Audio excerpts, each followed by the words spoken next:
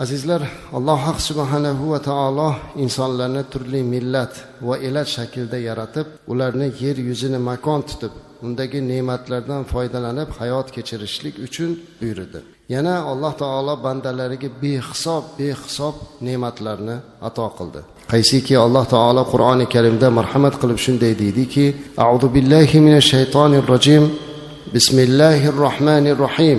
Va ataakum min kulli ma sa'altumuhu va in ta'uddu ni'matallahi la tuhsuha innal insana lazalumun kaffar. Ya'ni Alloh aytayaptiki, sizlarni barcha so'ragan narsalaringiz ato etildi. Allohdan so'ragan narsalar berildi. Va agar Allohning ne'matlarini sanasangiz, uni sanab adoga yeta olmaysiz. Haqiqatan inson o'ziga o'zi o'ta zulm qiluvchi va Robbisiga noshukurdir degan oyatni nozil qildi. Mana bu oyatda karimada bir nechta haqiqat bor. Biz uchun ogoh bor. Ya'ni Alloh taolo bizlarga sizlarni so'ragan barcha narsangizni berdim. Meni bergan ne'matimni sanab uni adoga yeta olmaysiz deyapti. Dar haqiqat Alloh taoloning bergan qaysi ne'matiga biz sanog'iga yeta olamiz azizlar.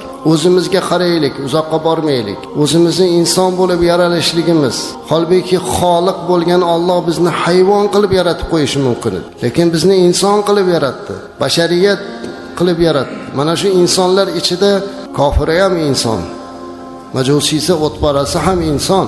Lekin shu insonlar ichida bizni musulmon qilib yaratdi. Payg'ambarimiz alayhissalomdek ulug' bir zotga ummat qildi. Tanamizni salomat qildi. Jannat makon bir yurtda dunyoga kelgizib, hozir tinchlik va osoyishtalik bilan hayot va ibodat qilib borishligimizga Alloh taolo ne'matlarni berdi. Qaysi birini sanaylik? Shuning uchun ham Alloh taolo o'zi ta'kidlab, Allohning bergan ne'matini sanay olmaysiz deyapti. Va yana Alloh aytayaptiki, albatta bandani o'ziga zulm qiladi. Ya'ni noshukurlik qilib, Allohning bergan ne'matiga noshukurlik qilib o'ziga o'zi zulm qiladi. Alloh taolo hech qaysi bandaga zulm qiluvchi emas. Inson o'ziga o'zi zulm qiladi. Shunday ekan, ushbu oyatdan oladigan eng yaxshi xulosamiz Allohning ne'matlariga shukr qilishligimiz va kufrona ne'mat qilmasligimiz. Kufrona ne'mat nima degani?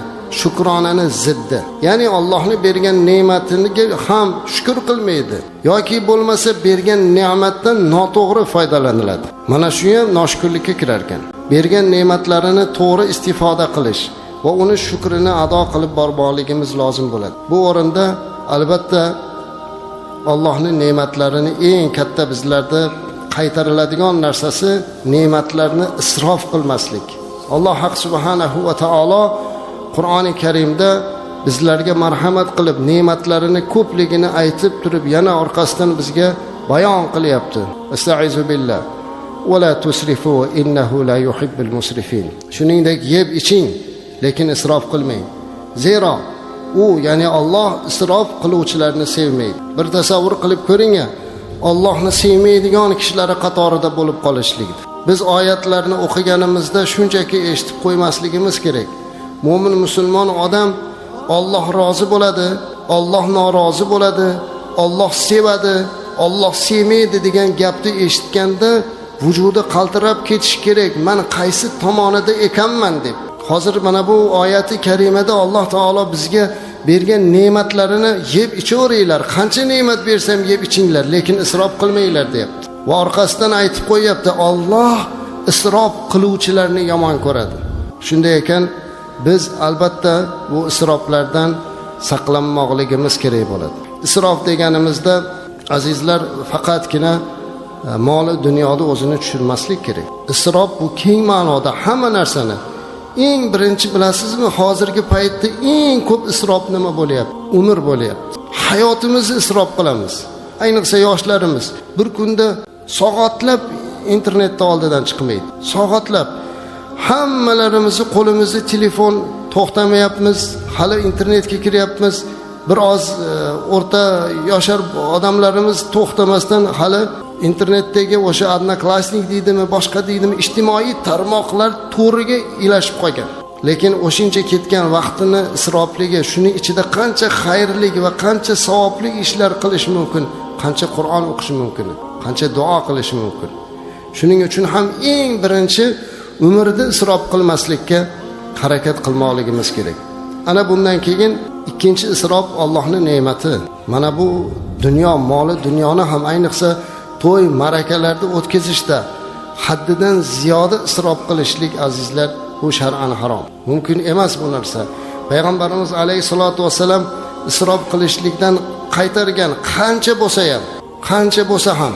Bir sahoba-i kirom, badavlat sahoba-i kiromning oldiga miskin bo'lgan bir kishi pul so'ramoqchi bo'lib keldi. Bir yordam so'ray deb keldi. Kesalar qarib qolgan tuyasini tabib chaqirib tuzattirishlikka harakat qilyapti ekan. U tuyani umuman so'yib yuborsa ham bo'laveradigan bir holatdagi, go'shtga topshirsa bo'ladigan holatdagini shu nima qilib bo'lsa ham tuzatishga tabibni olib kelib muolajasini ko'rib, ya bu odamdan menga yordam chiqmaydi deb qaytib ketarsa, ko'rib qoptilar, to'xtang. Nimaga keldingiz, nimaga ketyapsiz?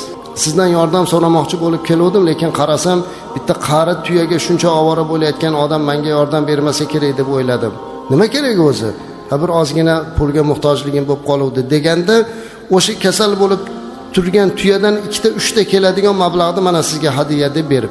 Shunda so'rabdi, tushunmadim. Hoshi shunchani berib yuborsiz, lekin bitta tuya uchun ovora bo'lyapsiz deganda, bu sizga berganligim bilan men Alloh yo'lida ihson qildim, lekin mana bu davolashim esa Allohni isrof qilmang degan oyatidan qo'rqishligim dedi. Shuning uchun ihsonni qilishlikda har birimiz Alloh uchun degan narsani qilishligimiz kerak. Lekin ba'zan to'y tomoshalarimizda bunday bo'lmaydi. Esdan chiqarmaslik kerakki, payg'ambarimiz alayhissalom aytadilarki, dasturxon ichida, ya'ni ziyofat ichida eng yomon ziyofat, eng yomon dasturxon qorni ochlarni chaqirmasdan qorni to'qlarga solinadigan dasturxon dedi. Payg'ambarimiz alayhissalom aytdilar bu gap. Lekin ming afsus, mana shu narsani qilmaymiz. Aslida hamma sadaqat, hamma ihson kambag'al uchun, yetim yesir, beva bechora uchun bo'lish kerak.